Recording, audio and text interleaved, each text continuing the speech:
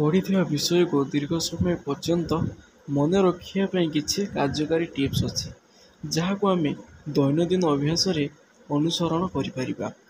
Point ୱାନ୍ରେ କ'ଣ ନା, ପଢ଼ିଥିବା ବିଷୟକୁ ନିୟମିତ ଭାବରେ ପୁନରାବୃତ୍ତି କରିବା ଉଚିତ, ଯେଉଁଥିରେ 1 ଦିନ, 3 ଦିନ, 7 ଦିନ ଓ 15 ଦିନ ମଧ୍ୟରେ ବ୍ୟବଧାନ ରଖିଲେ ମନେ ଅଧିକ ସ୍ଥାୟୀ ଭାବରେ ରହିଥାଏ।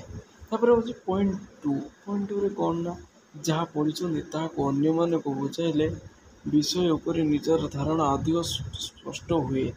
ତାପରେ ପଏଣ୍ଟ ଥ୍ରୀରେ ଭିଜୁଆଲ୍ ଟୁଲ୍ ଯଥା ଚିତ୍ର, ଫ୍ଲୋ ଚାର୍ଟ, ମାଇଣ୍ଡ ମ୍ୟାପ୍ ଇତ୍ୟାଦି ବ୍ୟବହାର କଲେ ବିଷୟର ଦୃଢ଼ ଭାବରେ ମନେ ରହେ।